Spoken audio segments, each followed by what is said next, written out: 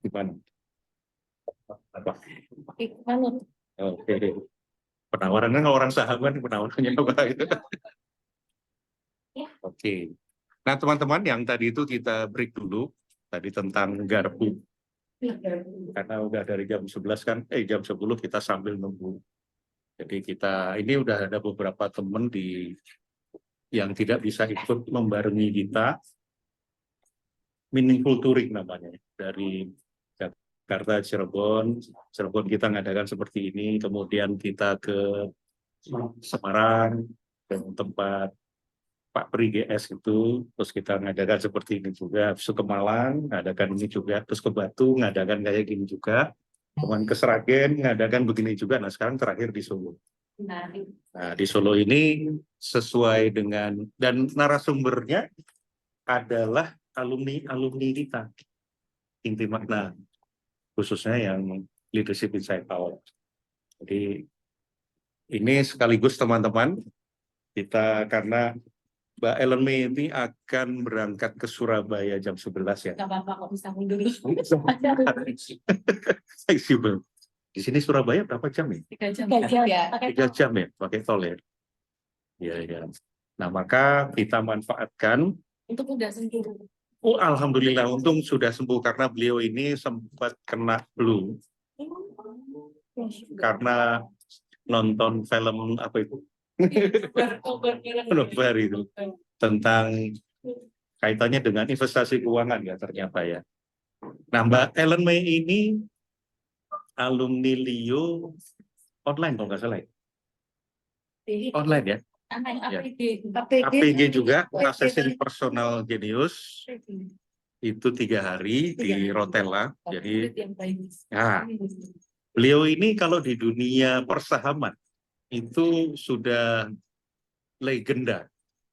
Bahkan dengan beberapa buku yang ditulisnya ini menjadi referensi utama teman-teman yang berkecimpung di dalam bidang saham. Dan kalau lihat IG-nya, IG beliau, ini sudah 366.000 centang biru tanpa berbayar. Karena sekarang kan ada centang biru berbayar kan. Nah, saya juga nggak berbayar loh ya. Persis sebulan sebelum dikeluarkannya, beberapa hari sebelum dikeluarkannya, pengumuman tentang ada fasilitas berbayar itu. Jadi seringkali saya disangka berbayar. Padahal enggak. Walaupun saya akan mengklarifikasi kan berarti saya punya persoalan self-esteem sebetulnya. Perlu pengakuan gitu ya. Nggak apa-apa juga. Nggak apa-apa juga ya. Tapi yang penting sadar. Makanya saya telat cukup ngomong maaf telat ya. Jadi nggak apa-apa. Jadi aku tenang. Guru itu ya manusia. Jadi aku belajar sama manusia bukan software. Nah, yang hadir di sini tadi ada Mbak Ellen May tadi ditemani oleh sang suami yang juga sekaligus fotografer keluarga. Beliau ini Pak siapa namanya? Pak David. Pak David. Dan kita ada hadir di sini juga. Mari kita perkenalkan. Ini namanya Mbak Devi yang sedang Halo. bingung mau milih apa. Mbak Devi ini guru SMP yang sekarang tinggal di Sragen. Loh, kemarin kita dari Sragen. Nah, dari Sragen, pembicara juga waktu itu di Provokasi Talk. Kemudian, nah ini Mbak Arin. Mbak Arin ini Mbak Arin ini tinggal di Solo juga. Dulu sering ikut mengatur kelas-kelas inti makna juga. Manajer saya kalau di Jogja dan Solo. Kemudian ada Tias, kita nggak usah lama-lama di sini. Ini Mbak Dr. Murningsih, panggilannya Mbak Ning. Beliau ini pernah jadi dekan psikologi di Universitas Mercu Muhammadiyah Surakarta. Sekarang di Mercu Buana. Nah, ini kalau urusan psikologi dan self-actualization, nah beliau ini kalau pokoknya ngomong self-actualization di grup itu pasti beliau itu menyambut, nyetrum. Nah ini yang sudah membosankan juga karena sudah hari ke-6 mereka ini hadir di sini. Ya sudah terkenal lah ya. Nah tema kita. Ini sudah lewat padahal Imlek ya. Belum. Oh belum ya, malah belum ya. Ini belanjaannya mungkin pasar gede. Nah, selain kita bahas transformasi juga nanti saya akan bertanya-tanya kepada Mbak Ellen. Kalau saya ini, kami berdua ini di dunia public speaker ini sering dipasangkan karena namanya kan Ellen May. Sementara saya ini Prasetya May Triagata. Jadi teman-teman speaker dan trainer dan writer itu panggil Pak May dan Bu May. Ya. Itu kalau mana-mana, kalau ada Pak May datang, Bu May. Bodoh. Tadi saya melakukan make up-nya lama. Merasa terhormat saya ini. Saya ngomongnya di samping suaminya. Sementara suaminya cuek aja. Dan self esteemnya keren. Sekarang pula.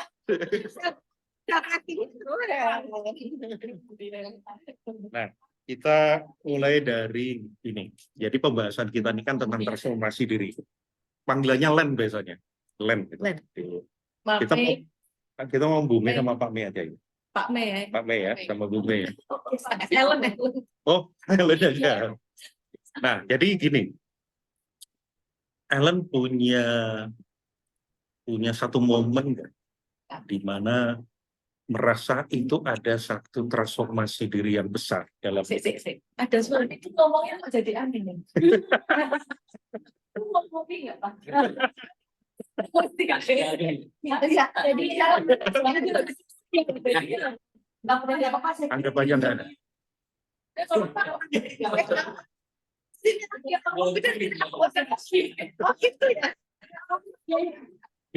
Dikirim linknya. Enggak. Betul. Aku juga Wah. kita nggak bisa ngomong. Ini sadis sekali, diusir ya. Dia tuh diambil dari keramaian.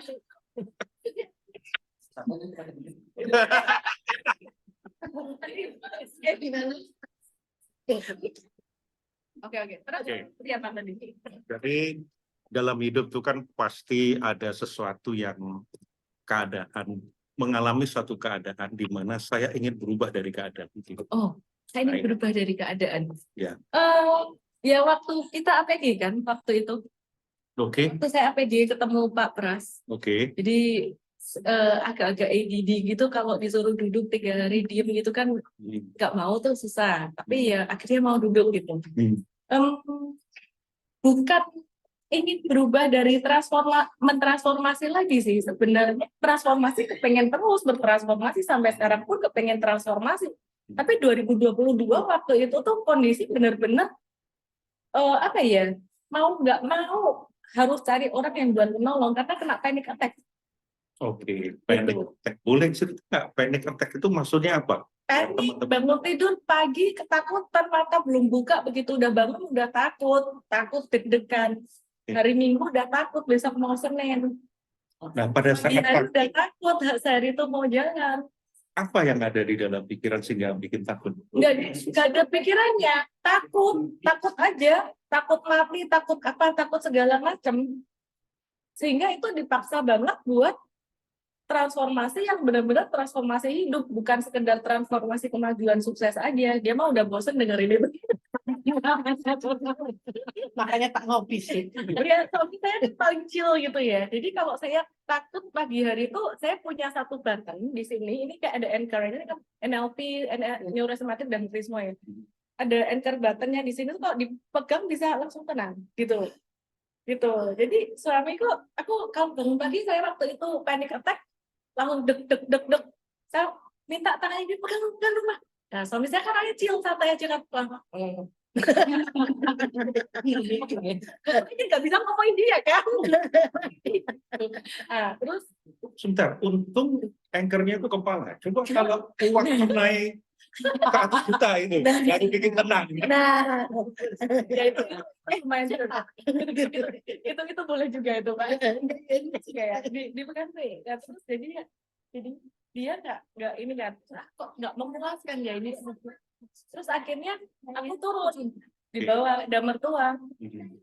Tapi sebentar, sorry, udah pesan minum belum? Aman, nggak apa-apa. Aku tanya aja teh hangat. Ya, jadi boleh. Waktu aku itu, beliau itu ginu-ginu gitu loh. Ginu-ginu itu maksudnya Kan. menggemaskan. Pergi setengah tua lemu ginu-ginu. Jadi Tak catat ya Mbak. Itu loh. itu aku kalau nempel ke mami mertua itu kayak dibeluk, dia bingung sih, mami bingung sih kayak kenapa nih anak dipegang gini, oh iya gini enak sembuh udah nangis selesai gitu pergi. Jadi mertua saya bingung banget waktu itu. Gitu jadi Bentar, saya juga bingung. Karena begini, bangun pagi nggak ada nggak ada apa-apa, terus apa-apa. panik gitu. panik deg-degan sepanjang hari, kalau malam bahagia paginya gitu lagi. Nah itu disadari apa pemicu awalnya? Ada kejadian apa sih yang sehingga kan pasti nggak dari kecil dong? Ya Berarti nggak dari kecil dong? kumulatif Akumulatif. gitu. Akumulatif termasuk habis pandemi juga kan, setelah saya coba gali sekarang sih udah beres, termasuk salah satu berkat bantuan Pak Pras juga.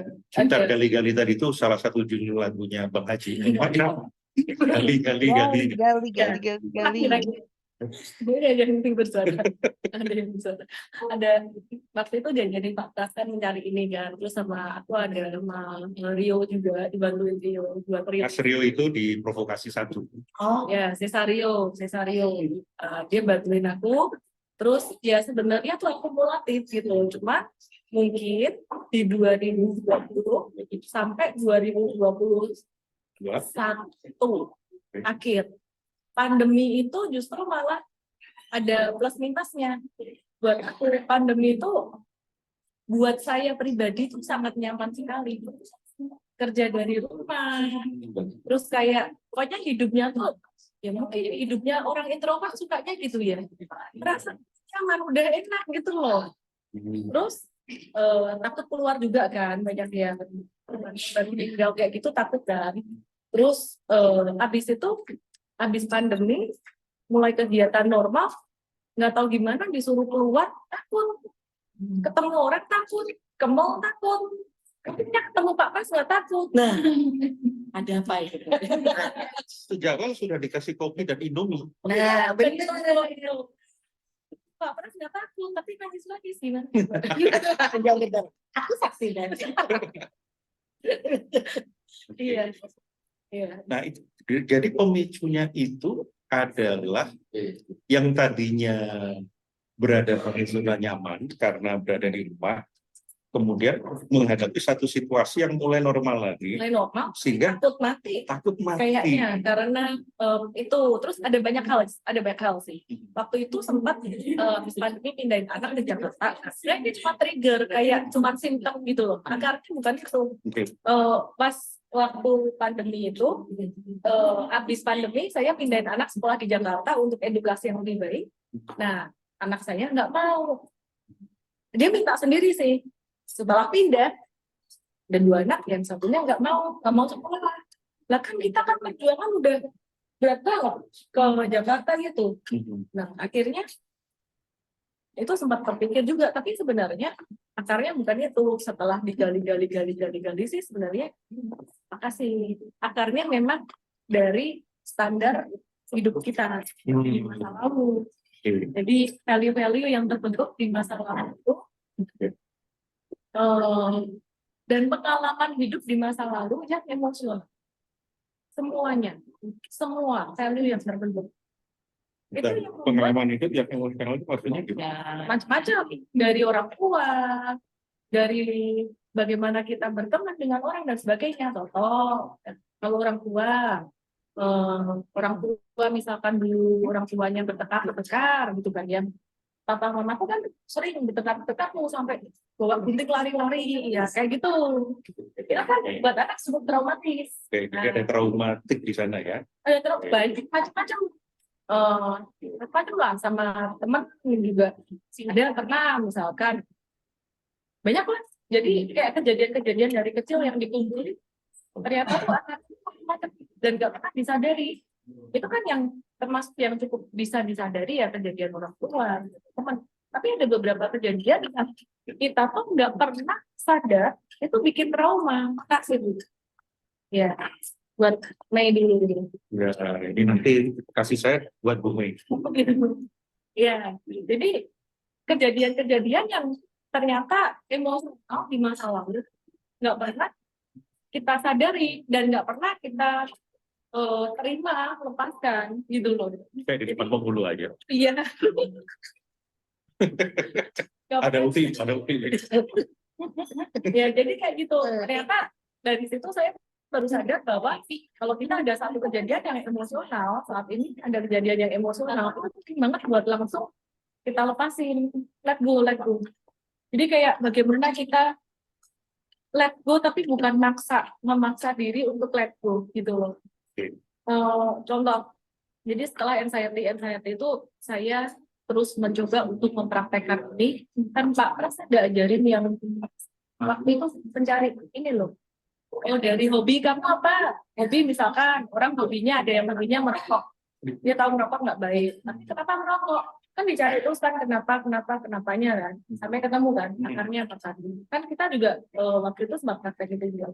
Sama juga marah sama anak. Nah, sekali marah besar sama anak. Nah, kenapa? Marah sama anak.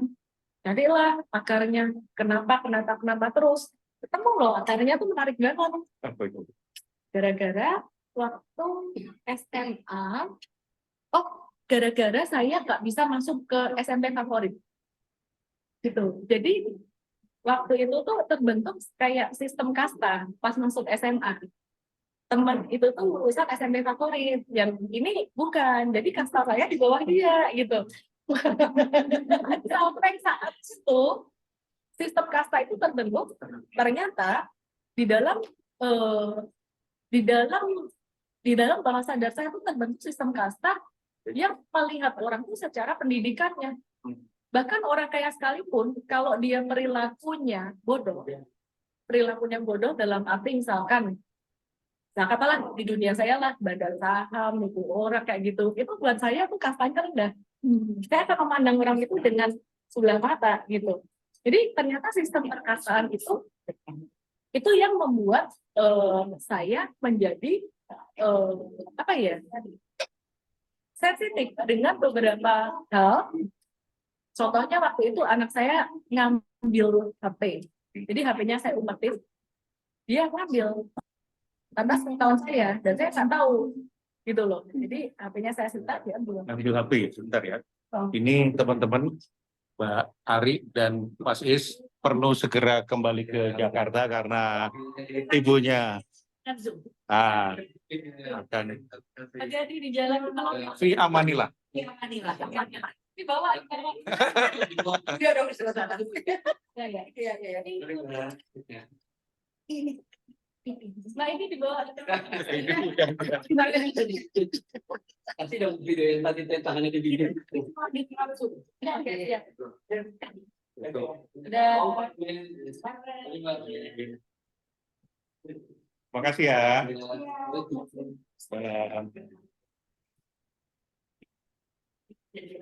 Nah, mari kita lanjutkan lagi. Iya. Sampai mana tadi? Kasta. Bahwa ketika walaupun orang kaya, Oh iya. Anak dapat pendidikan dan tapi sebenarnya anak itu salahnya karena dia ngambil HP. ya. Ambil HP yang aku sita. Tanpa ngomong ke saya kan, kalau ngomong udah pasti nggak boleh lah.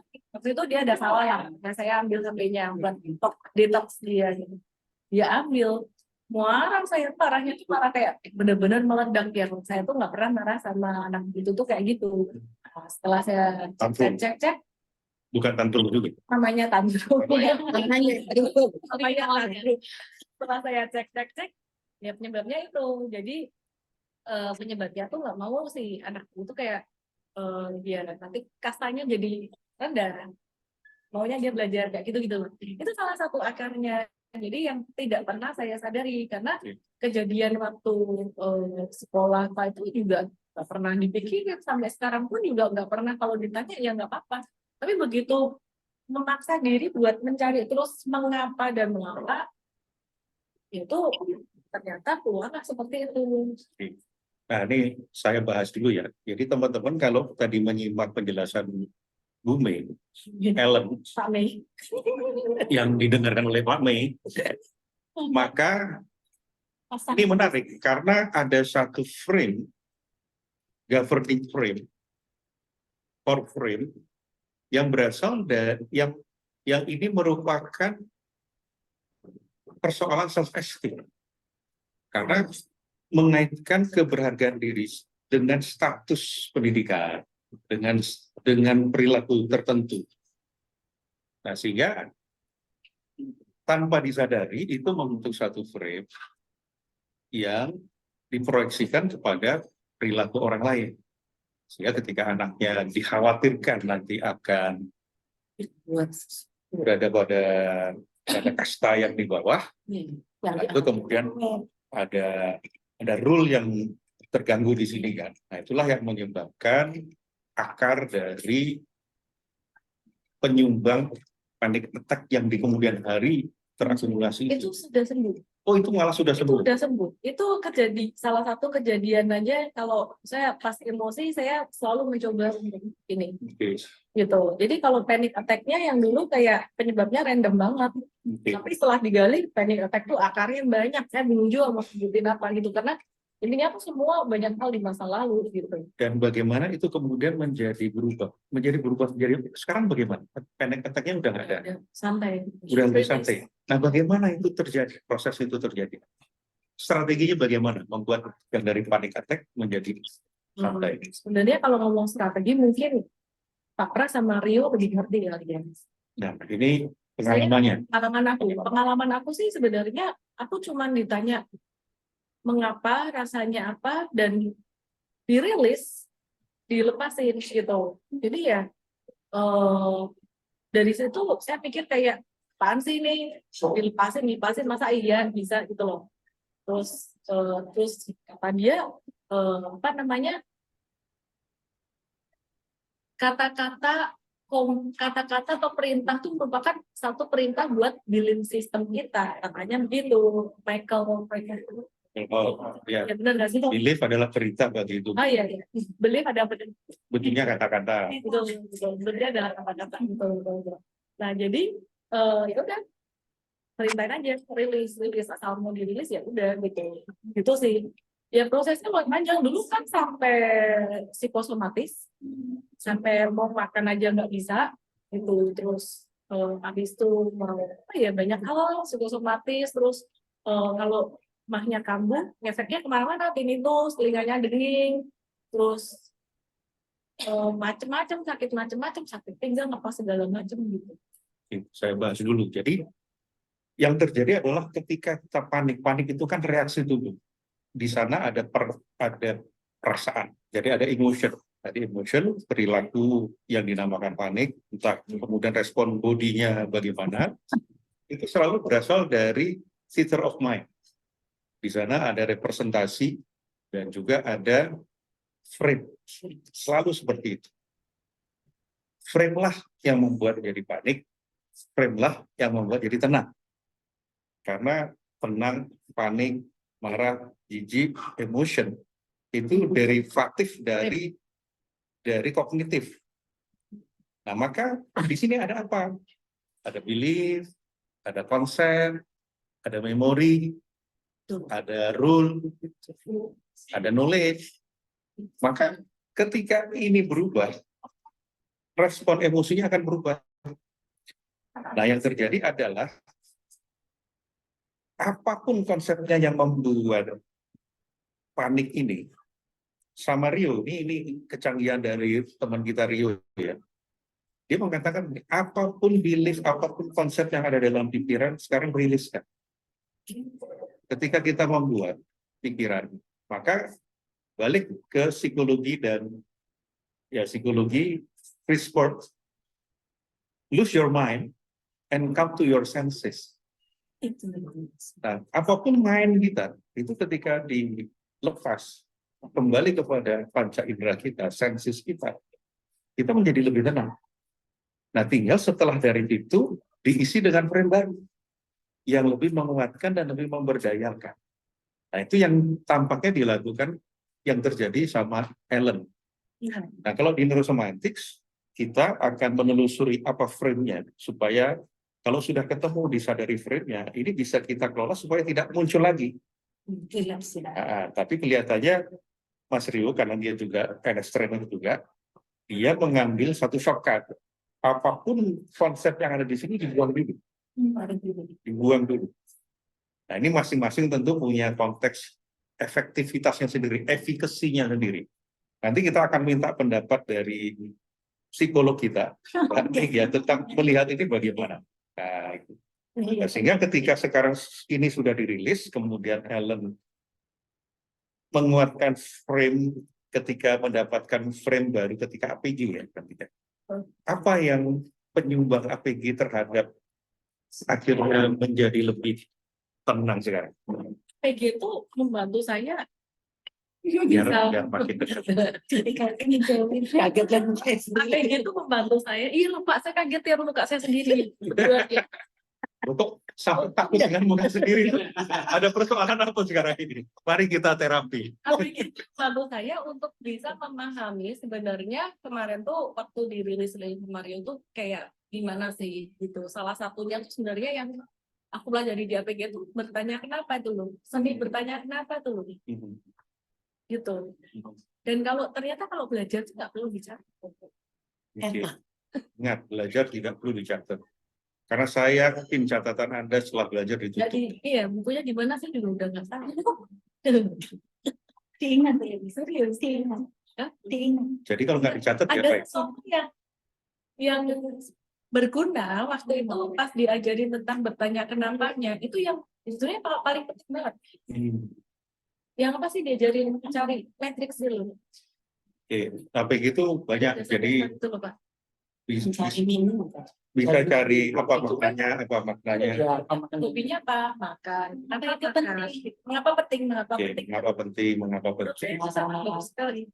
Mengapa Dan penting. itu saya jadi ketawa kalau saya sempat lihat Bapak punya Instagram post feed. Ada yang 2 kali Bapak ngepost ibu tuh bilang saya nggak lagi mau di coaching gitu loh. No. It does happen Pak. Kayak anak saya juga sama. Ditanya apa? Di coaching. Karena pas dia lagi coaching itu Itu menandakan Ellen itu ngikuti IG-ku. karena lucu IG-nya Pak. Entertaining gitu loh. Kata-katanya tuh Twitter gitu. Jadi penyakit sakit pun takut sama Papa sih diberikan. Sakit takut sama aku. Sama Papa ya jadi pergi jadi sembuh jadi sehat. Aku ini dukun sakti ternyata.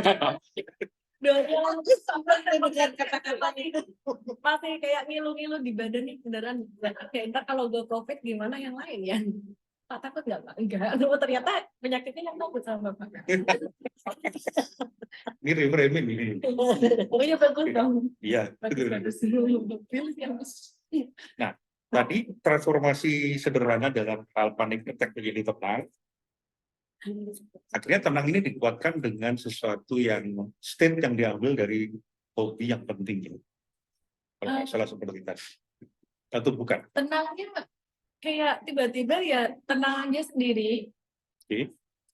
Kalau tadi bicara tentang belief, ketika udah rilis itu tiba-tiba muncul kesadaran baru sendiri. Oke. Jadi misal dulu itu saya tipe yang perfeksionis, ternyata tuh kebawa dari value agama. Jadi terlalu kuat banget gitu. Terus sampai sekarang sih udah nggak terlalu ya, udah lebih ini ya. Dulu terlalu kuat banget sampai Mungkin bukan value agama, tetapi value dari praktek agama. ya, maksudnya di dalam sayanya bagaimana merespon itu kan. Nah, sampai takut salah gitu loh, takut salah dan ketika melakukan kesalahan tuh udah kayak dosa besar gitu loh. Terus ketika dirilis tuh tiba-tiba muncul satu kesadaran bahwa ya kita tuh manusia bukan Tuhan gitu. Salah ya udah manusia salah, Tuhan ya apapun agamanya ya Tuhan sayang kita gitu loh. Tanpa kita harus jadi Tuhan gitu. Meskipun kalau kita berbuat baik Tuhan senang, tapi kalau kita melakukan kesalahan ya Tuhan tetap sayang gitu. Terus akhirnya kayak ya lebih nyantai gitu. Memang waktu itu sempat dibecandai juga sih sama dia tuh kayak kamu mau jadi Tuhan. Kayak nggak mau salah sama sekali gitu. Jadi gitu. Dan itu tuh efek di pekerjaan, di hidup semuanya kayak frame-frame yang ya benar bahasanya sih frame tadi ya, frame-frame yang dilepaskan itu ketika saya hidup jadi lebih santai, dalam bekerja lebih santai, nggak takut dijudge orang, Oke. nggak takut salah, nggak takut dijudge karyawan, salah sama karyawan ya nggak apa-apa, nggak takut keluarga nanti jadi gimana kan kayak dulu maksain banget harus quality time. Mana nggak bisa ngomong ada suami gitu. Kalau dia main game saya sebel. Dan hati sebelnya. Di bawah dia. Jadi itu. Oke. Kalau nggak kamu berantem Korea. Atau di mana sih dia lebih chill daripada saya. Jadi kalau kayak gitu udah sore itu udah nggak kerja tuh nggak boleh. Menurut saya kayak gitu. Terus tanda-tanda yang saya dapat dari Adam, dari motivator atau di Robin, Pak tuh kayak terlalu ini gitu loh. Prasen berata nggak? Apa? Prasen berata nggak? Tidak udah lebih ke chill. Pak Pras tuh lebih ke membawa sukacita. Ini loh, ambience-nya tuh lucu gitu loh. Rimpulan. Iya, amplasgemas.com. Ada ibu. Mana nggak ada, nggak kelihatan. Gitu loh. Ada.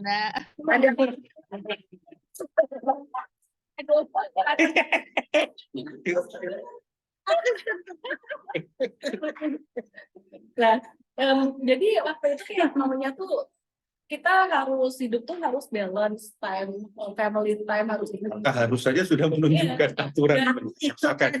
Ya dulu kan dendam banyak banget. Dia Terus ini gini Pak, Kan didenda kalau di kelas ketiga. dan kasih tahu belum ikut soalnya. Tapi hati-hati, dendanya kurang. Enggak itu. jadi waktu itu tuh kayak banyak keharusan di dalam hidupku membuat segala sesuatu tuh jadi rigid gitu loh. Terus karir sih maju, semuanya maju. Tapi ya selalu setiap kali maju senang sebentar, habis itu kayak main lagi ya stres gitu loh. Kayak merasa kurang. Sekarang sih masih mau maju terus, tapi majunya tuh dengan ya lebih rileks, lebih santai gitu. Kalau dulu tuh kayak harus gitu loh. Karena mungkin ya sistem matriksnya banyak kan. Frame-nya banyak, jadi kayak perkasaan lah dari yang tadi value respon saya tentang agama, motivator segala macam yang harus balance time, balance life. Suami main game, aku nggak suka. Anak gak rapi hidupnya, bangun siang, tidur malam apa bisa marah-marah. Belajarnya kayak gitu aku marah-marah. Ibu-ibu tersentil semua. Terus kalau lagi bangun siang. Kayak yang Mbak Mei sebutkan ada di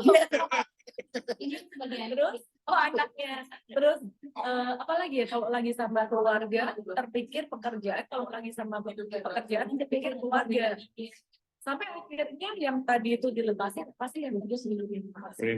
Frame apa ya tadi itu Yang dilakukan frame tadi tentang bicara perfeksionis itu tadi mengharuskan apa ya frame apa yang dilepasin ya terakhir yang agama fokus kayak gitu balance time itu dilepasin. Jadi ya sekarang melihat suami di luar jam kerja dia main game mau ngapain ya santai aja. Anak masih bisa ngomel sama anak pasti harus ngomelin. Tapi dulu ngomelnya bener-bener kesel dari dalam hati. Kalau sekarang tuh ngomel just ngomel aja gitu. Kayak anak saya dikasih tahu mindfulness ngomel gitu. gitu anak saya dikasih tahu saya terus dia kena tipu temennya, kena scam kayak gitu, ngomel lah saya yang harus memberesin dia punya problem kan, ngomel cuman ngomelnya tuh nggak sampai yang gila. Kalau dulu tuh kayak marah, kayak sakit hati banget, kayak ini banget gitu loh. Nah itu ternyata yang akumulatif bikin panic attack. Sekarang nyantai, dan ketika nyantai itu semua berubah. Kan dulu kan saya kalau Pak banyak ngomongin tentang anak. Tadi saya sebenarnya mau ajak dia, tapi dia lagi, saya mendadak juga sih, dia nggak prepare. Jadi ya udah nggak usah gitu. Tujuannya ngajak untuk apa? buat foto saya. Oh. Kirain. Udah ya. Dari kali bikin kopi main-main bikin kopi. Anaknya diajak nggak bisa bapaknya aja. Bapaknya lebih gampang diajak. Ya, jadi ternyata setelah chill semua itu banyak yang dilepasin, anak tuh berubah. Dari yang dulu diatur nggak mau, sekarang yang saya minta dulu saya minta dia nggak mau, dia sekarang lakukan. Sampai kadang-kadang harus direm gitu loh. Jadi orang tuh nggak usah terlalu ambisius, nggak usah terlalu ini, maunya jadi berhasil jadi ini. Udahlah, start dulu dari hal yang kecil. Jadi kayak dia jadi kebaliknya tuh kebalik banget gitu loh. Justru sekarang gitu ya. Ambisius banget sampai harus saya rem. Dulu padahal saya suruh dia sengaja makin mager, makin gini. Sekarang dia ini saya senggol dikit makin ini ambisius gitu loh. Tapi saya harus ngerem dia. Karena harus sejalan dengan proses dong. Nggak bisa ambisi-ambisi doang kan. Gitu. Jadi anak ya gitulah. Terus nanti juga jadi lebih senang dia. Meskipun dulu saya nggak ngomel ya, tapi kan kelihatan dari vibe-nya gitu. Itu energinya kan nggak enak kan gitu. Nah, dia jadi lebih senang. Terus saya ajak ke situ lebih gampang. Kalau dulu nggak mau. Nggak mau. Dulu kalau diajak pergi-pergi kayak gini tuh juga nggak mau. Nah, gitu loh. Urusan begini nggak mau. Urusan saya nggak mau. Jadi setelah melepas keharusan yang ada dalam hidup menjadi lebih rileks, lebih santai, dunia tiba-tiba berubah menuju ke hal yang memang diharuskan, tapi sekarang sudah tanpa keharusan lagi. Iya. Dan dulu kayak misalnya ya kerjaan ya, interestol kerjaan kan saya kan edukator di Saham dan punya entrepreneur kayak Ellen gitu kan. Misalkan dulu aku untuk kalau nggak ada Ellen gimana nih, kalau ini gimana nggak ada karyawan yang mungkin diandalkan gimana nih dia keluar gimana nih. Sekarang saya pikirnya udah keluar aja lah, nggak apa-apa lah. Nanti aku juga masih hidup, masih bisa, ntar aku cari orang lain lagi juga masih bisa kayak gitu. Ya masih ada lah kadang-kadang kayak misalkan dalam kerjaan stres ada, tapi stresnya tuh lebih kayak bukan terkendali ya, lebih batasnya tuh lebih normal gitu. Normal, definisi normal. You stress namanya. Jadi stres yang bikin produktif malah. Stres yang tidak sampai. Nah, bahasa yang cocok itu kayaknya. Nah, terus normal gitu loh. Terus kayak misalkan nih, dulu tuh sangat tertutup sekali kan dengan instrumen-instrumen investasi yang lain. Jadi kalau udah di saham, saya nggak mau tuh ke forex, options, crypto, US stock. Saya anggap tuh kayak forex itu, broker forex tuh pada penipu semua gitu loh. Terus saya anggapnya tuh kayak options itu juga tipu-tipu.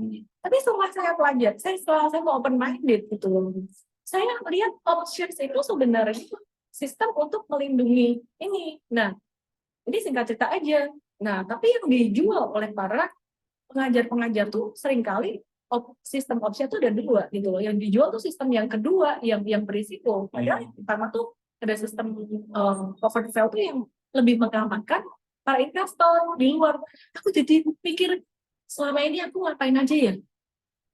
Jadi intinya tuh ada banyak hal di dunia saya tuh yang tidak tereksplor karena matrix atau frame-frame yang membatasi diri sendiri, termasuk bergaul dengan orang.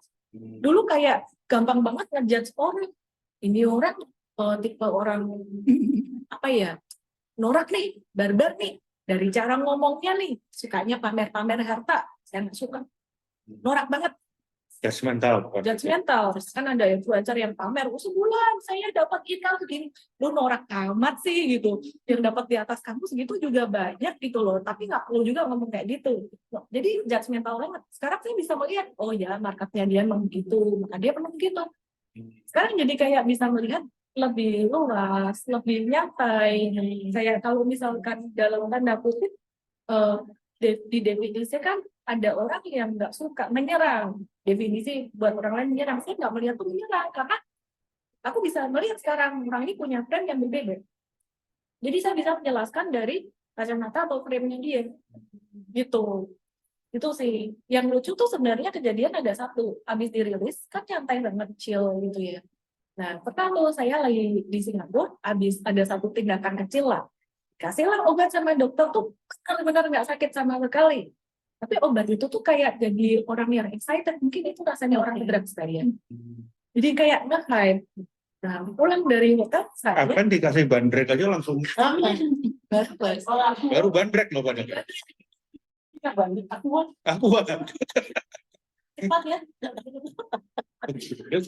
Terus aku tuh waktu itu jadi kayak excited kan. Tapi frame tuh udah berubah kan. Balik dari rumah sakit, istirahat di hotel, ngonten, bikin story, kena itu juga. Nah, terus aku bikin story-nya tuh bercandaan konteksnya. Temenku orang saham, dia tuh suka bercandaan ya, lucu-lucu, cuma orangnya kocak banget gitu. Dia suka kasih stiker ini loh, kasih stiker yang lucu-lucu. Ada satu stiker dia tuh saya bilang jijik banget. Pokoknya jangan pernah keluarin stiker itu lagi depan aku. Stiker apa tuh? Stiker ini loh, tak kasih bau ketek dicium gitu loh. Ada kan stiker itu kan? Saya sebel banget kan. Nah, entah gimana tuh di story dia habis story saya, mention saya balas pakai screenshot WA nih. Om Ben jijik banget nih. Sukanya ini. Konteksnya bercanda. Tapi orang tuh nggak tahu perubahan dalam diri saya. Taunya tuh di frame-nya mereka tuh Ellen tuh serius. Wah, DM yang masuk, ya ampun Ci, kasihan banget kamu, jahat banget itu. Aku bingung kan. Terus Leon, ya ini apa nih? Kamu itu dianggap orang lagi marah-marahin tuh orang, ngaduin dia ke netizen. Oh my god. Terus sampai rame view story saya tinggi banget di pasal satu karena banyak ngebahasin dia gitu kayak lagi ngaduin dia ke netizen padahal tuh lagi bercandaan.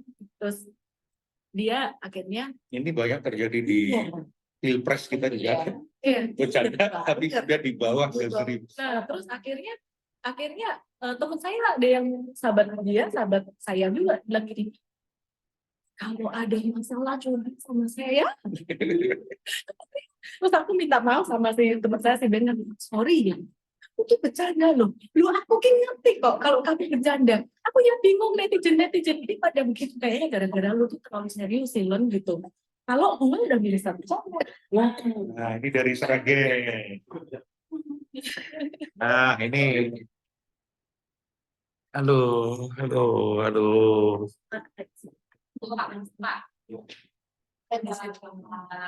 Dari Sragen namanya Pak Agung BH. Agung BH. Loh, betul. Pak Agung. Mbak Ellen nggak tahu kenapa dikatakan Agung BH. Karena apa? Produsen. Iya. Karena saya Iya, di BH. Bukan inisial namanya. Karena beliau ini jual BH, pengusaha BH. Gak apa-apa. Gudangnya 3 lantai, besar sekali, ribuan BH ada di situ. Segala macam ukuran dan motif. Iya. Kocak. Selamat datang, Pak. Kita lanjutkan dulu. Kita tidak sedang membahas biar, Pak. Oke, tadi sampai mana? Sampai bercanda. BH. Sampai bercanda tadi. Oh, iya. Ya. Ini ya kayak gini. Jadi sebenarnya ada banyak perubahan yang terjadi. Diri sendiri kadang-kadang nggak sadar, orang lain juga nggak sadar. Ternyata frame itu sangat penting, belief itu sangat penting. Di situ juga sempat bikin saya jadi berhati-hati ketika saya sempat bawa frame atau belief buat anak-anak gitu loh. Jadi mulai sering untuk meluangkan waktu buat anak. Makanya udah capek begini, nanti tetap ke Surabaya pergi. Kenapa? Karena kalau di rumah tuh masing-masing. Susah anak remaja tuh dipanggil. Kalau perjalanan baru dia bisa sama mobil gitu loh. Terus yang pergi bareng-bareng baru terkondisikan untuk terkumpulkan. Disitulah mulai ngobrol banyak hal. Supaya setidaknya frame mereka tuh yang didapat dari dunia luar, saya bisa ngerti mereka mikir apa dan aku bisa arahin gitu. Jadi ya kita nggak tahu mereka bakalan jadi kayak apa di depan, tapi setidaknya saya berusaha untuk mengarahkan frame-nya itu bisa sesimpel kayak dia lagi naksir cowok gitu. Terus cowoknya juga kan kebetulan dia tahu orang tuanya baik, ya udah ya teman-teman nggak apa-apa, nggak usah serius-serius. Definisinya itu perlu diperjelas ya Pak ya ke anak ya. Nah intinya tuh setidaknya anak itu bergaul dengan orang benar orang baik lah gitu. Terus berapa hari kemudian saya tuh cerita randomly speaking gitu. Saya pas lagi pergi ketemu sama satu konglomerat. Pak Martin Hartono tuh anaknya Pak Budi Hartono yang punya BCA.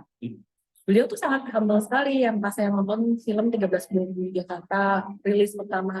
Ketemu anak-anaknya lagi, cucu-cucunya, jadinya yang masih seumuran anak saya. Dia bilang, just random speaking di keluarga, random talk lah gitu. Oh, gila ya tuh anaknya tuh bener-bener human banget loh, bener-bener manusia normal loh. Kenapa? Sopan banget sama siapapun, nggak ini. Sopan, datang ya, kasih salam, sapa, nungguin dengerin orang ngomong dulu gitu. Maksudnya kan saya tuh mengagumi dari behavior dan berlaku. Anak saya langsung deh ngomong,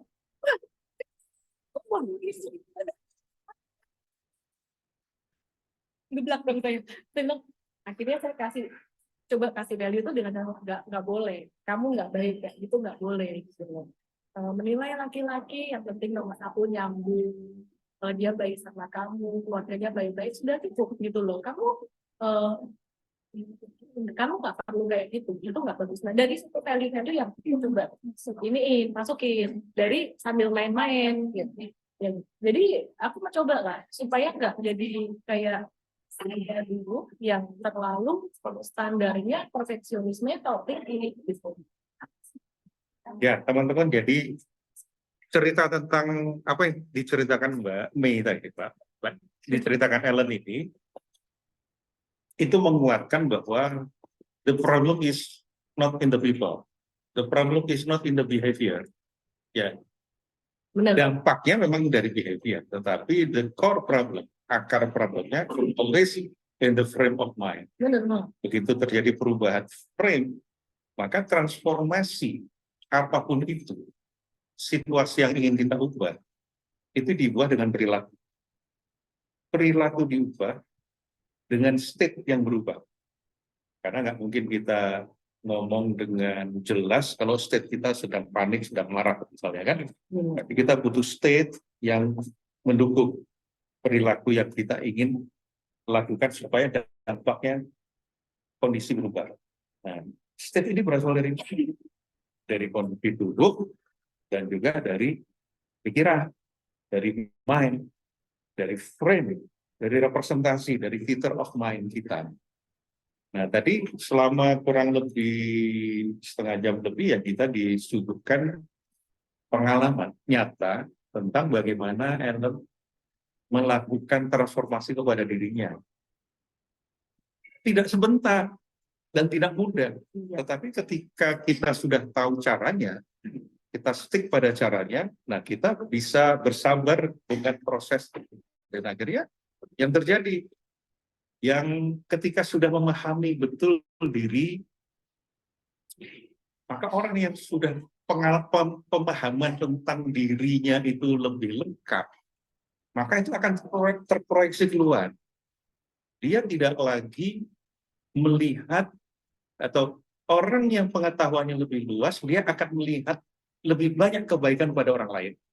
Iya. Tapi ketika lebih tinggi lagi memahami dirinya, maka dia tidak melihat kesalahan orang lain. Kayak tadi sudah disampaikan kan, bahwa yang tadinya melihat orang ini begini, kok di baliknya tuh ada sesuatu yang baik yang bisa diambil. Jadi yang tadinya judgmental, bukan judgmental, judgmental, itu kemudian tidak lagi judgmental, melihat sesuatu itu apa adanya. Iya.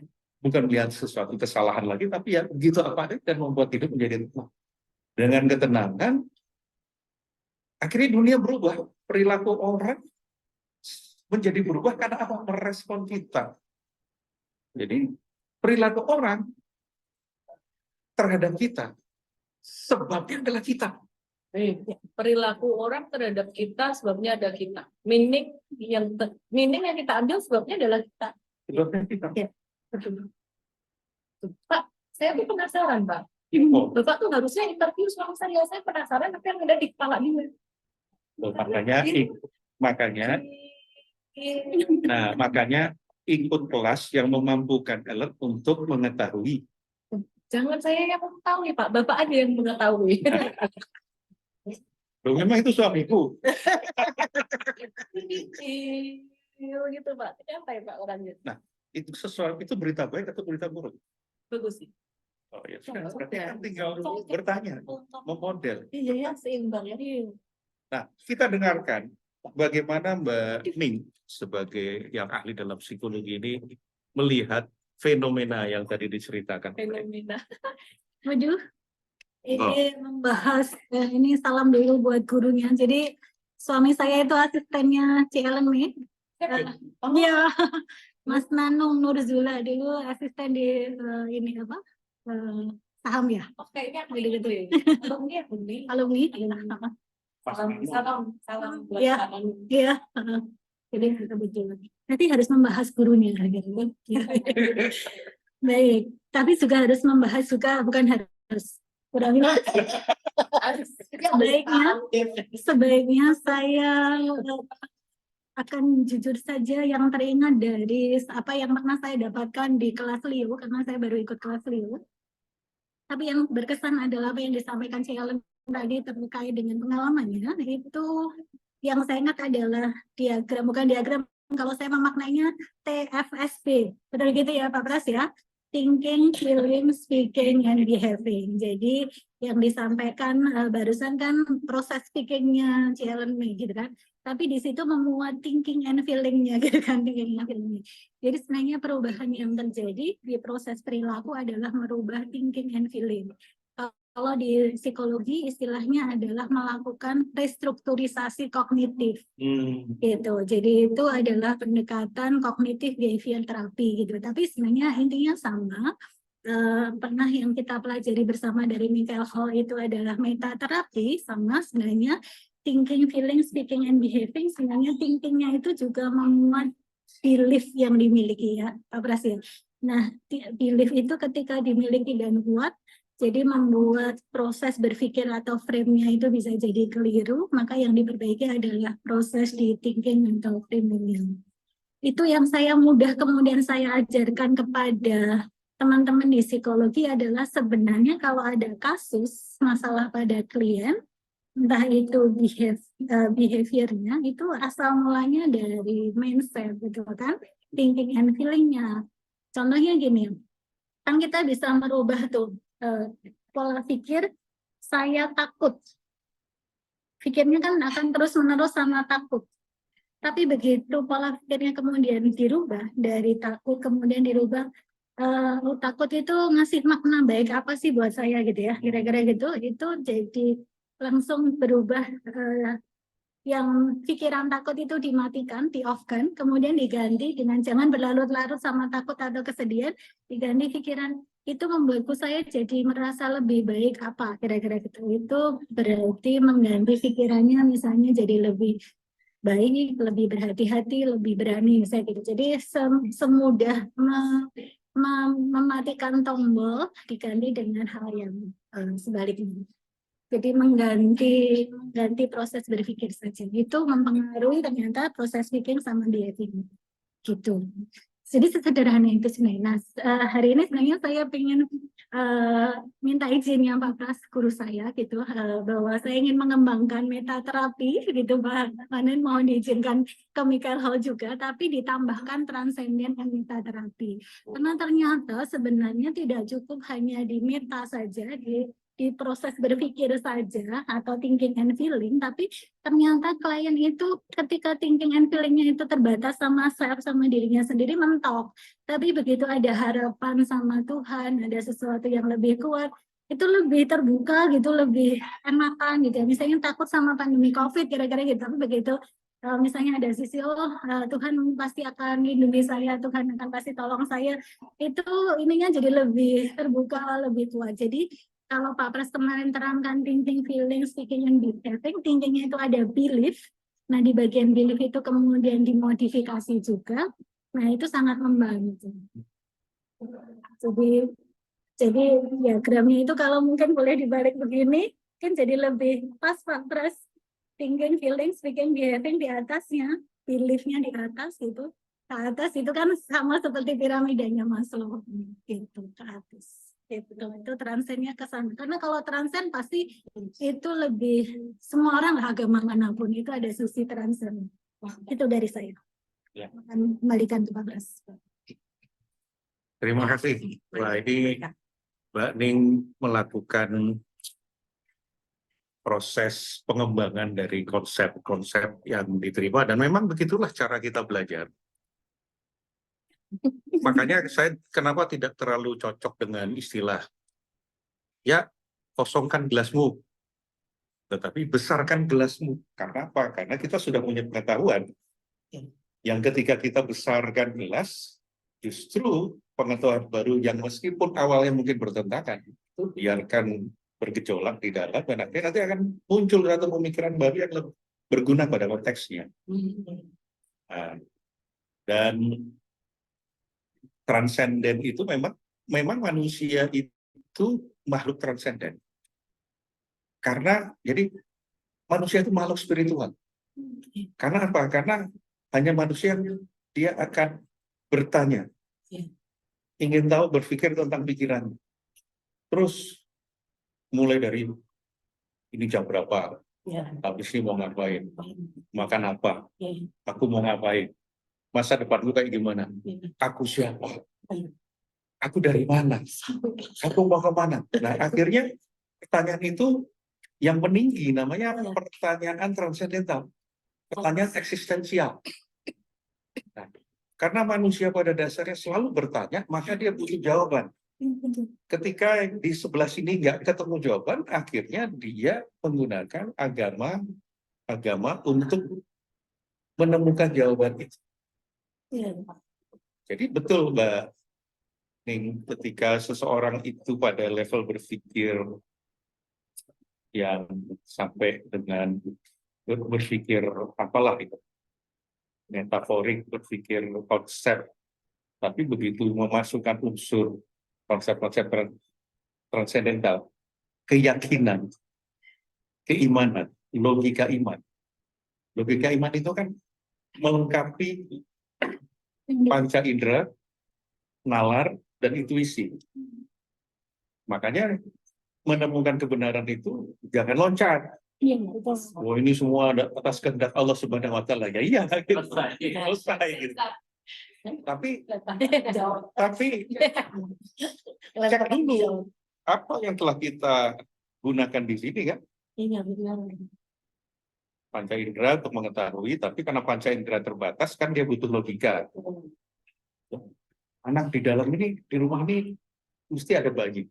Lo taunya dari mana? Itu jemuran kan. Jemuran itu pakaian bayi. Itu kan logika. Ya. Tapi kan belum tentu benar juga. Ya. Akhirnya pakai intuisi. Intuisi hanya bisa dipunyai oleh orang yang berkecimpung dalam ilmu itu sekian lama. Intuisi dalam bidang sahamnya Elon Musk itu akan berbeda dengan yang ketika kita Sorry, Bella. Silahkan Pak Jubran. itu kita masuk dalam dunia yang baru sebulan dalam saham, ya pasti belum punya intuisi. Tapi puluhan tahun punya intuisi. Ya. Kenapa?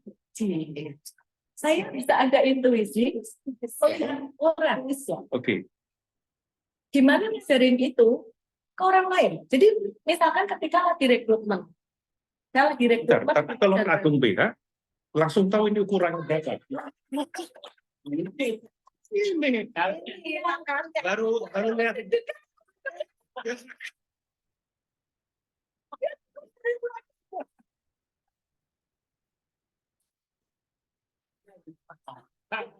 Justru nanti malah dapat kirim Malah dikirim nggak bagus bagus. Lanjut. Kenapa intuisi? Kenapa Oke, intuisi saya? Intuisi tajam? ini. Tadi ada orang tuh kan memang terlahir observer. Kayak suami saya ini, dia tuh nggak usah pakai lama lihat orang, lihat foto orang, lihat ketemu orang sekali, dia langsung tahu nih orang tuh oke nggak, dia bakal cocok atau nggak, didekati, dijauhi. Ini orang bakalan curangin kamu, nakalin atau nggak dan sebagainya. Itu dia tahu. Dia tuh sampai dia tempat pas saya lagi meeting sama seseorang, cuma lewat suara. Dia ngomong, cuman dia nggak komen, dia nggak pernah komen, diem orang. Itu siapa? Oh itu ibu ini. Orangnya gimana? Baik kok ini. Something wrong sama dia. Hah? Itu nggak mungkin. Dia nggak mungkin orangnya baik, saya selalu begitu. Belakangan, benar. Setelah aku cek, bener nih orangnya begini, saya naik begini, kalau kerja ini, pusing aku, gitu. Nggak bisa lagi aku kerja sama dia, gitu. Selalu benar, gitu loh. Jadi kalau tadi sama Pak Ras, dia vibe-nya positif. Gitu. Nah, terus yang kedua, saya mulai bisa mengenali orang seperti itu. Tapi kan butuh waktu, pengalaman. Kayak misalkan pas lagi rekrutmen, tim saya bilang, nggak mau, saya nggak mau hire orang ini. Kenapa?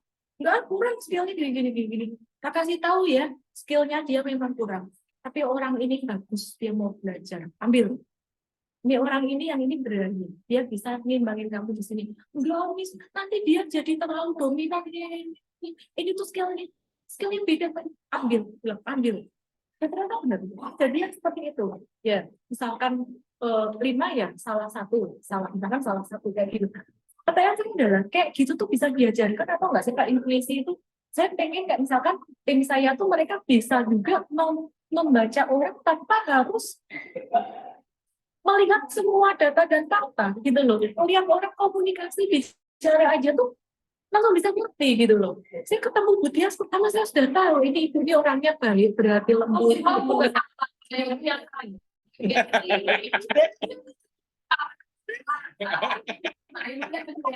Tadi ya sudah yang berarti lemah lembut katanya salah.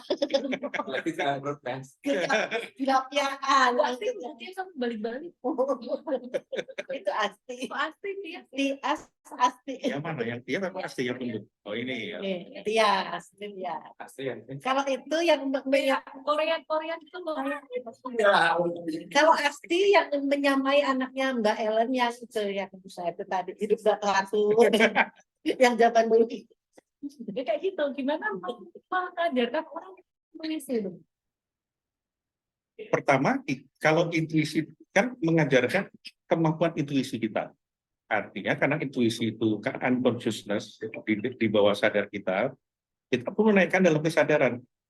Kita perlu memodel diri kita sendiri. Strategi saya itu mengenali, mengevaluasi, menyimpulkan dan memutuskan itu kayak gimana sih terhadap orang itu.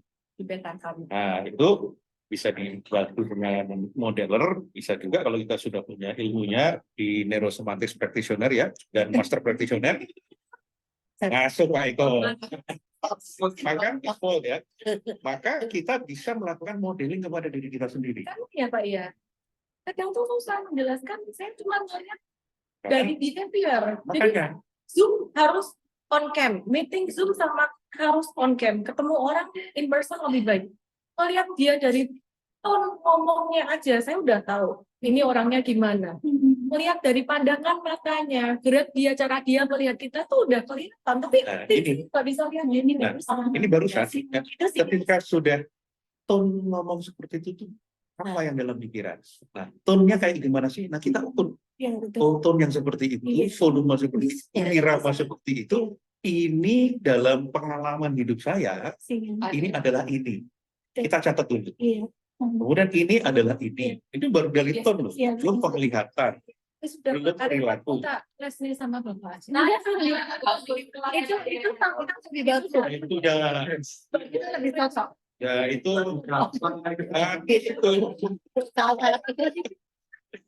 iya, body language. Body language buat HR penting nih.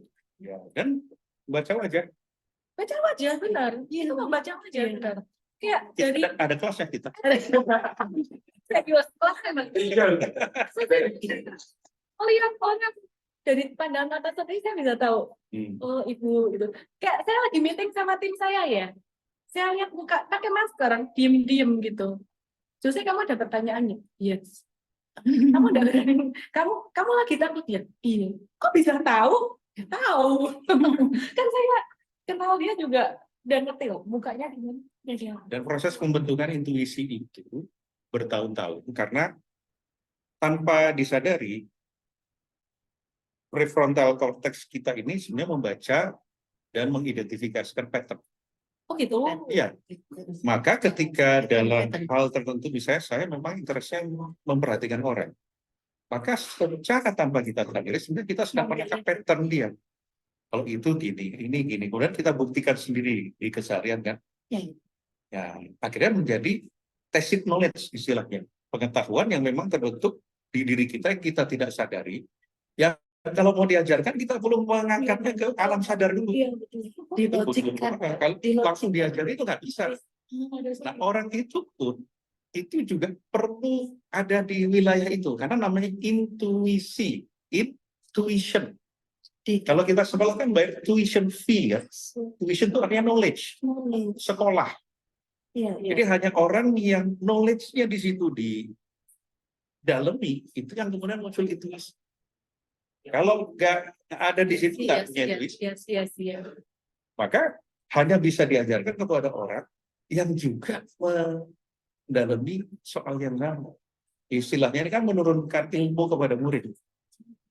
Pendekar ya nggak mungkin, guru itu ya pasti kepada muridnya yang juga ke situ. Ya, Kelasnya. ada kelasnya nanti hubungi Ya, Asti. ikut ya. Itu kelas apa sih Kak? Serius nanya? Body language atau? Enggak, itu sebetulnya kelasnya tuh kelas dasarnya itu neurosemantik practitioner. Aku Karena udah ikut belum sih? belum Oh, PG sih yang 9 hari. Itu 9 hari setengah latihan. Kalau penting pasti diperjuangkan. Ya. Tidak diperjuangkan itu berarti belum penting. Bukan tidak penting, belum aja. Belum penting, belum Nanti aja. belum penting karena belum tahu kontennya dari Betul. konteks. Dan belum punya Jadi- persoalan di situ. Jadi orang harus dikasih tahu konten, konteks, dan persoalan.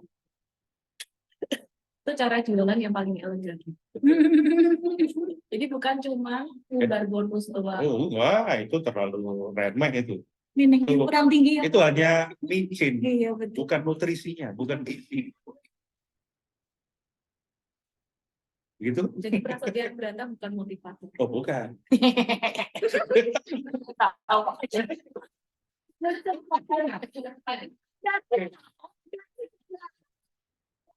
tahu. Ketawanya itu kok berbeda dari sebelumnya ya. Apa itu? Saya belum punya intuisi soal itu. Itu tandanya apa ya? Bagus dong. Ini Mbak Mei belum bisa lo ketawa hehehe. Itu belum bisa. Ada artinya. Artinya. Oke, kita pertanyaan dari nanya on mic ya. Oke. Oh, Bu Rosida dulu sebentar. Wali kota. Wali Kotang Sragen itu, Pak. Tak kaget ada yang menyebut Pak di Zoom. Salam Iya. Oh, oke. Ini ya, pertanyaan dari Bu Rosida. Pertanyaannya adalah, tapi kadang kita berubah, kok orang tidak berubah ke kita?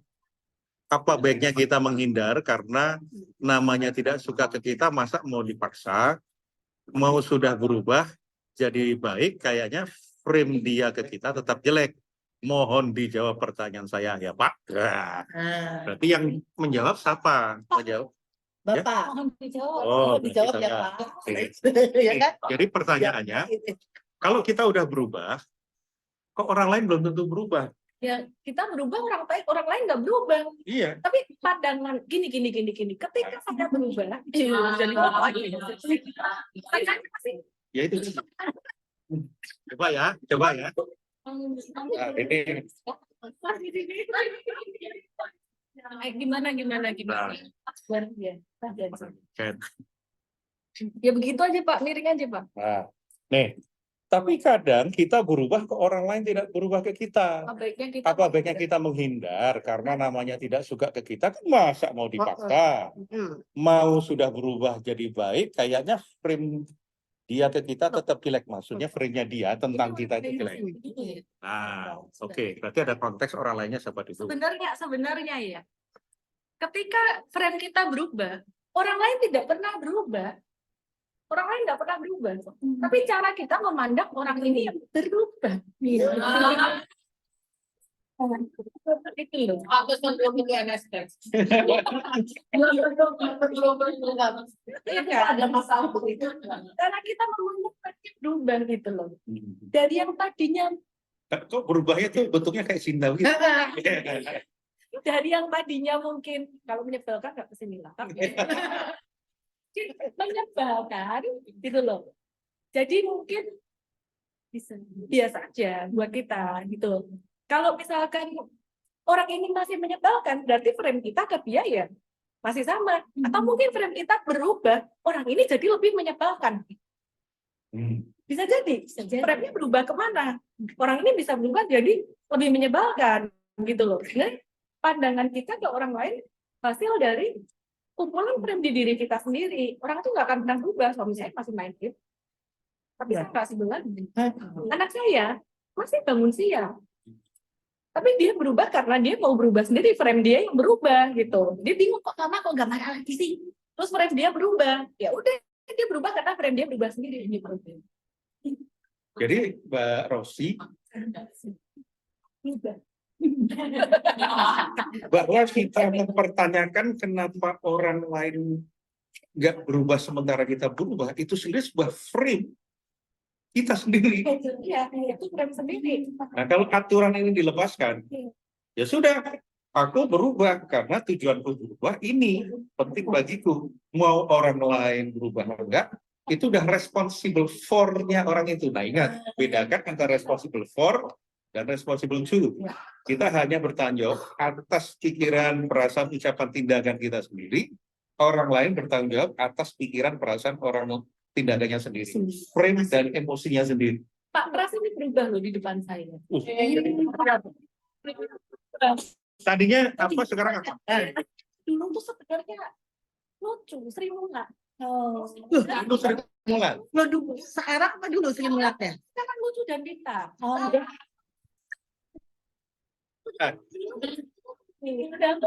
Ompras terbang, ompras terbang.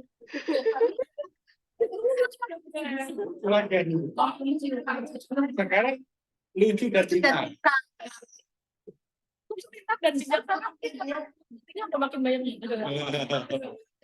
Nah, pada dasarnya yang berubah adalah Ellen. Karena saya dari dulu begitu. Dulu saya bijaksana. Lucu. Iya. Berarti masih yang contoh yang jelas ya. Contoh yang jelas. Ini masih lucu ini. Jadi bisa ngomong gitu. Kok gak lucu ya? Yang saya tanyakan sikap kita, Pak. Gimana, Om? Sikapnya ke dia. Nah, mungkin ada dari sini dulu, teman-teman. Ada pertanyaan ke Mbak Ellen? Apa? Ada? Karena kita udah Mau bertanya Pak Bres? Wah, pertanyaannya apa ya? Kepo. Om Pras, nanti aku mau nanya ya Om Pras. Oh, boleh. Oh ya, tadi ada yang mau bertanya. Silakan. Oke, Thank saya you dengerin. ya, Miss Ellen tuh sharingnya. Miss Ellen. Ya. Kalau dipanggil jadi jaim. Enggak apa-apa, itu untuk format, enggak apa. Ya jadi panggil apa gitu. Aduh, oke, thank you. Thank you juga Om Pras ya. Jadi gini kan, berarti itu jadi sebetulnya tadi kan dari hasil simakan Hill ya, berarti yang berubah adalah bagaimana Miss Ellen melihat satu orang atau satu kejadian ya. Berarti persepsinya, sudut pandang, titik pandang, dan tentang framingnya dan itu yang berubah terhadap dia dan kejadian. Jadi sebenarnya orang itu tetap sama gitu ya. Maksudnya orang itu tuh tidak berubah gitu ya dalam artian gitu. Dan kalaupun dia berubah pun itu memang karena dirinya menghendaki hal itu untuk berubah gitu. Termasuk anaknya Miss Ellen juga gitu.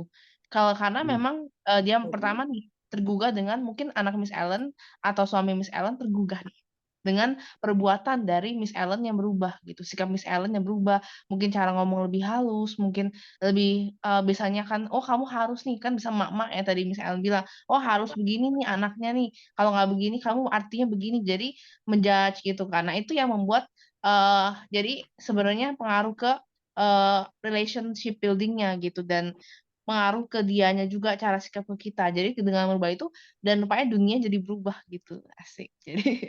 Jadi Miss Ellen berarti sudah berhasil ya mengubah dunia di sekitar Miss Ellen. Selamat Miss Ellen. Terima kasih. Ya. Jadi langsung Jadi beda. Profesional. ini sweet loh. Teranger. Aduh, jadi aku panggil Kak Ellen aja dong. Om Pras tadi tuh istilahnya apa sih Om Pras? Keren-keren loh istilahnya loh tadi. Aku tuh lebih bingung istilah meta-meta itu. Aduh. Loh, saya juga udah lupa tadi ngomong apa. Om Pras. Oke, jadi gini. Oke. Ini yang tadi dipertunjukkan oleh Miss Ellen ini, karena panggilannya juga Miss Ellen kan. Sebetulnya proses terjadinya influencing. Karena sebelumnya Ellen ini controlling. Nah ini, control. Padahal kita tidak bisa mengontrol orang. Kalaupun bisa, driver controlling itu adalah fear. Ketakutan akan tidak tercapai, ketakutan, maka kita mau mengontrol orang lain. Padahal orang lain punya power zone-nya sendiri, punya wilayah kedaulatan dirinya, yaitu thinking, feeling, speaking, dan behaving-nya sendiri. Maka ketika kita berfokus kepada power zone kita sendiri, apa yang ada dalam diri sendiri, kedaulatan diri sendiri, berdaulat secara pikiran, berdaulat secara perasaan, berdaulat secara ucapan, berdaulat secara tindakan, maka hasilnya apa? Namanya power zone. Maka yang terjadi adalah personal power. Nah, personal power inilah yang kemudian menginfluence orang. Langsung kagum dia. Video ini Biasa aja. Karena dia pas kecenangan. karena gajah hitam. Oh, sama. Sampai mana? Jadi begitu kita berfokus kepada apa yang dalam kedaulatan kita. Nah, karena kita punya personal power, nah power ini merembeskan, power itu memproject, sehingga orang terinfluence, bukan terkontrol, tapi terinfluence. Dan influence itu dasarnya bukan fear, tapi keberanian, ketenangan, keberdayaan. Oh iya, itu benar banget. Kalau fear, korban, Ya, itu ya. Itu makanya benar. pengen kontrol. Kadang mau negor anak dulu juga kadang bisa takut, tapi kalau pas lagi negor tuh kebablasan juga gitu. Sekarang ya masih bawel sih. Cuman bawelnya tuh anak-anak tuh tahu bahwa mamanya tuh secure. Gitu loh. Tahu secure. Saya Udah cantik, pintar juga. Karena nggak pakai kata-kata. Oh, biasa. banget. Nggak mau kalah. Jadi tahu kayak ini mama nggak bisa dia tahu. Tapi kalau ke suami itu lain sih. Wah. Obrolan dewasa ini tidak jadi konsumsi untuk dilari ya. Bapak Wali Silahkan nanti. Bapak Enggak, aku Wali udah Kota 20. nanti. Udah 20 tahun enggak. Ternyata Kak, ada satu rahasia Pak. Ketika beban emosinya itu rilis Pak, itu Pak, itu tuh Pak, Pak. Oh. Itu Coba Dennis. ini tadi berulang ya, yang prakteknya. Ini nggak ada di mana-mana, nggak mungkin di live. Hanya memprovokasi. Iya betul. Wajaran rahasia bukan emosi. Suami pendidikan Pak. Makanya kalau dia meninggal dia maunya terus. Nggak mau dia nganterin aku ke sini. Mau baca buku apa itu kelas cinta. Nggak bisa. Begitu emosinya rilis, tiba-tiba tuh kayak kembali muda, hasratnya wanita. Gitu. Jadi seminggu berapa kali? Iya, nggak lupa. Gak penting ya? Mendingan Mbak, daripada dulu kayak 2 bulan sekali, sebulan sekali itu bapak-bapak kasihan banget ya suami yang bisa. Akhirnya bertobat juga. Terus gini Pak, jadi lebih apa ya? Lebih bagian jadi ternyata laki-laki itu gampang. Iya, betul.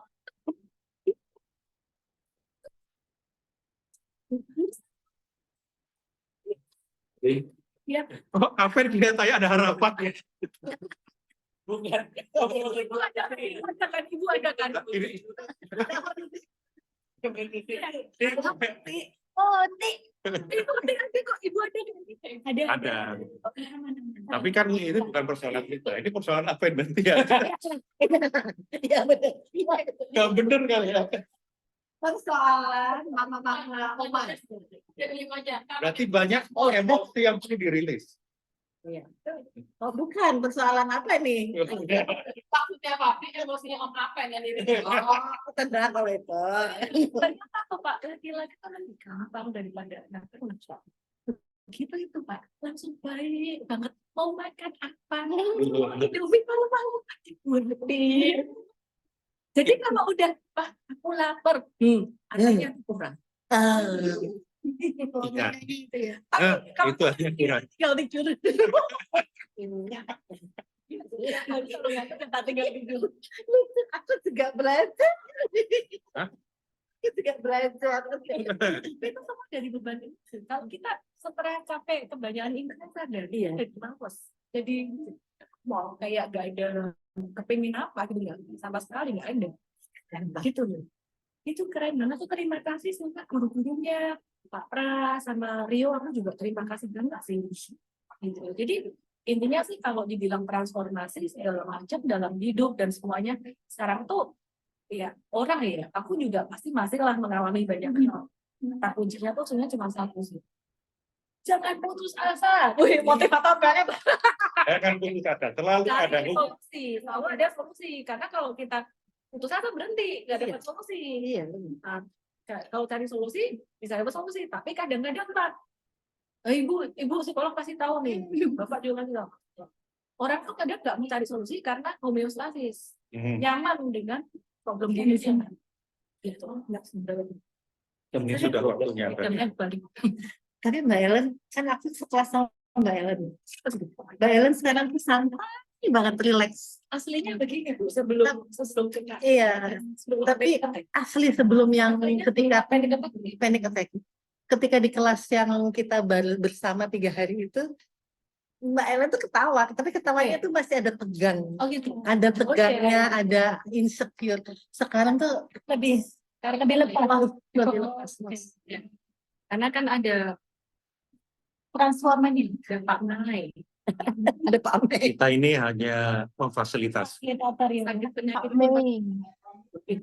Penyakit pun pergi, itu yang membuat pergi ya Ellen segitu. Iya, betul. Iya, betul. ternyata antibiotik sih Pak. Nggak apa-apa, antibiotik menyembuhkan asal bukan konstan. Nah, iya benar. Konstan itu melakukan pembenaran-pembenaran, alasan-alasan, membenarkan kenapa kita seperti itu. Ya. Jadi kita sudah selesai. Aku telat macet. Oh iya. Teman-teman, karena waktu juga sudah lewat 15 menit dari yang kita rencanakan, tadi 11:30 kita selesai, maka kita akhiri dulu perbincangan kita dengan Ellen May yang sebentar lagi akan langsung pergi ke Surabaya. Betul. Bapak kok nggak gitu? Iya, ya, coba. Monyong.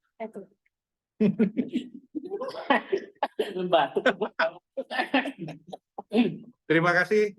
Ini adalah Zoom kita terakhir. Doakan saya juga nanti habis ini pergi ke Thank you, Jakarta. Mei. Terima kasih. Thank you. Mbak Ellen, Thank terima you kasih. teman-teman semuanya. Thank you Mbak Ellen. Semuanya.